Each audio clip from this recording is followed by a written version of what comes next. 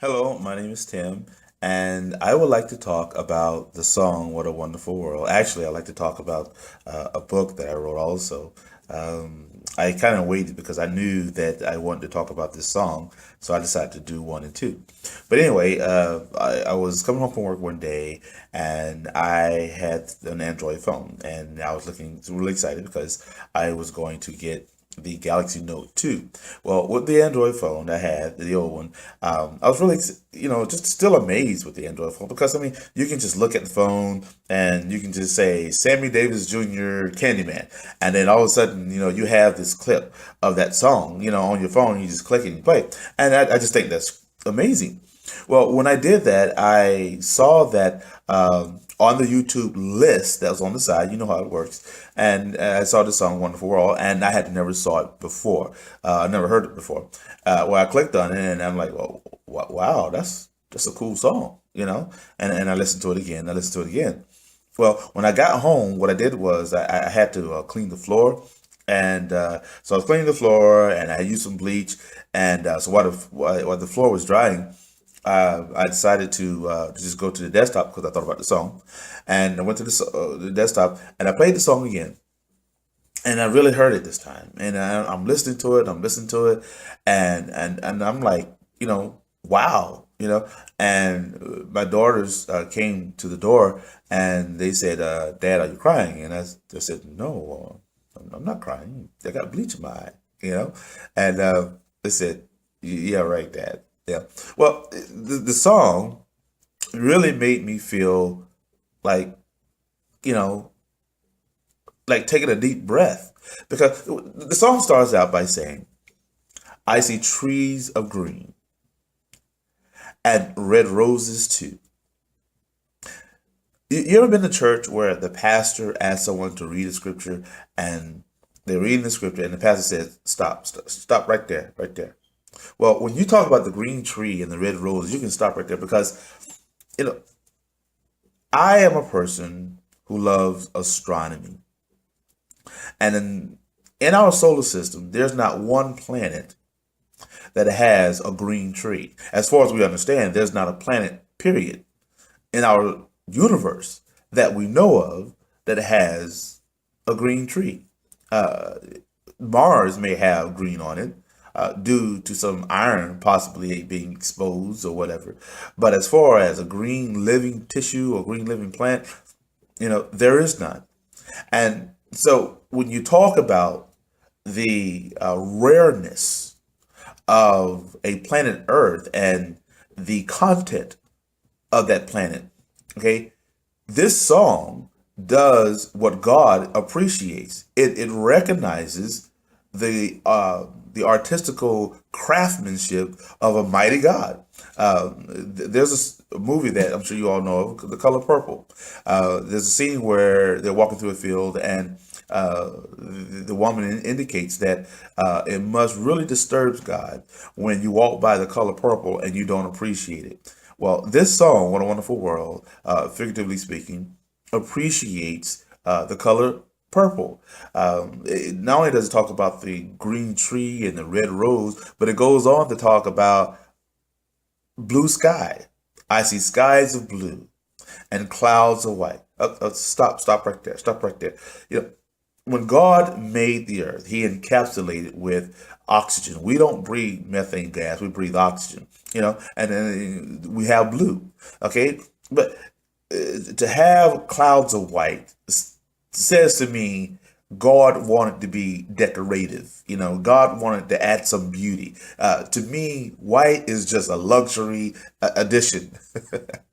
Well, not only that, the song goes on to say that the colors of the rainbow, the colors of the rainbow are so pretty in the sky. They're also on the faces of people going by. Again, the song not only give admiration to God, but it also indicates, it teaches that not only is the color there that God made, but it teaches that yes, you should appreciate what God does. The song is ministering. You should appreciate the colors that God have put in the sky for you. They're on your face. It's in your face. Show some respect to God. God did an awesome work. You know, the song goes on to say that, and I think to myself, what a wonderful world. And that is, in my opinion, a very appropriate, a very appropriate response. And, I can honestly say, I wasn't trying to impress anyone, but as I'm listening there, and this is probably where my daughters walked in the room, when I was listening to the song, and Neil Armstrong, not, I'm sorry, Louis Armstrong, as he was saying, he was on stage. I'm sure a lot of you probably saw it, and had a close up of him. And he said, "I hear babies crying. I watch them grow. They'll learn much more than I'll ever know. And I think to myself, what a wonderful world." Yes, that is an awesome song. And in my opinion, if you say that's the greatest song that's ever written, I think I will agree with you. I can't find the room to argue. Now, having said that, I would like to also tell you about my first book. It's called Bible Names and Genealogy, Volume 1, The Pentateuch View. And what I've done was I've taken every single name that's in the first 5 books of the Bible, King James Version, and I put them in order. Well, I'm sorry, I didn't put them in order. I left them in order according as the Bible gave them. And this is how it looks.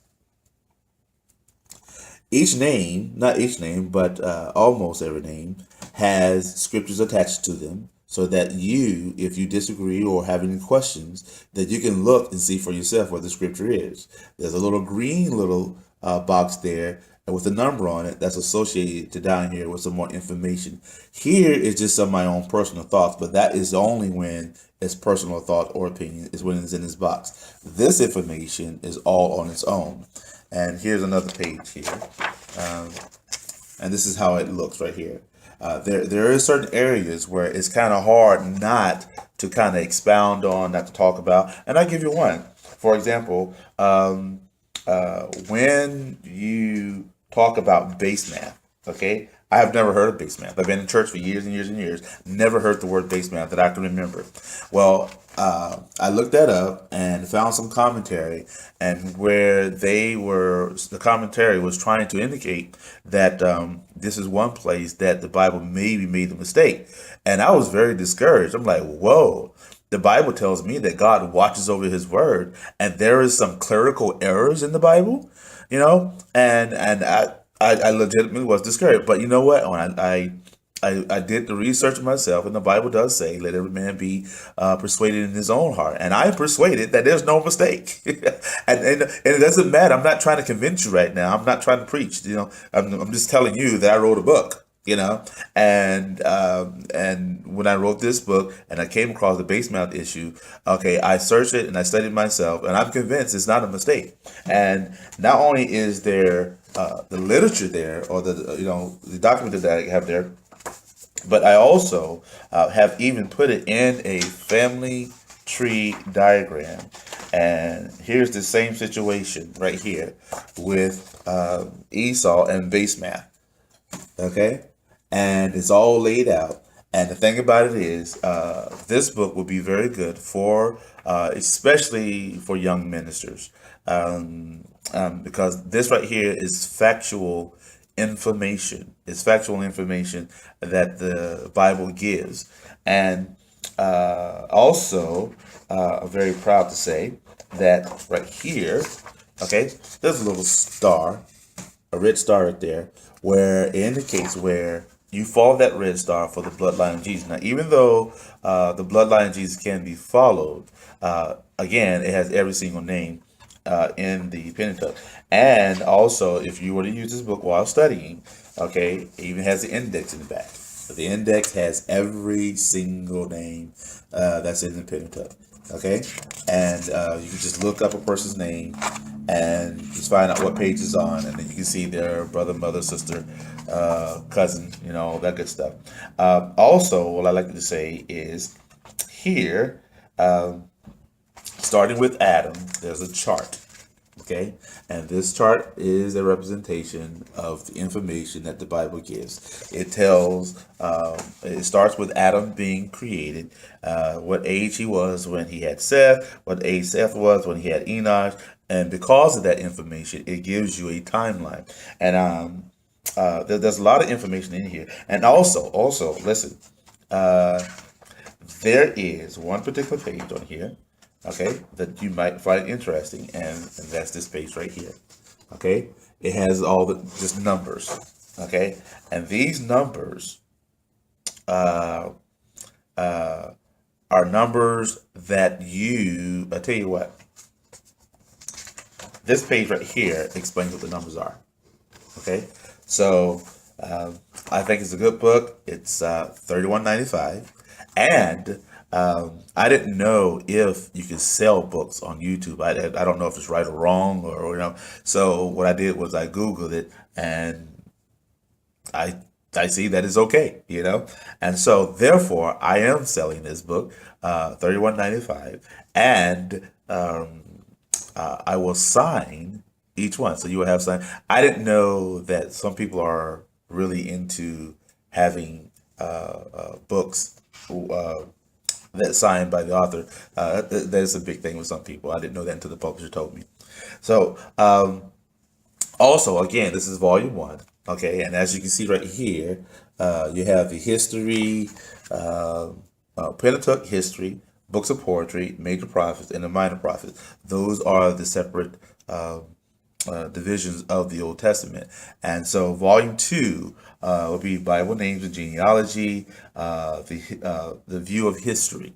So, I would love to be able to send you a copy, and also inform you, hopefully by not January coming, but January after that, volume two will be coming out. And everyone who buys one, I can just automatically just let you know that it's ready. Okay? So you can email me, tmccullouth 8250 at gmail.com. tmccullough 8250 at gmail.com. And just say, I want one. Okay? And you'll have it.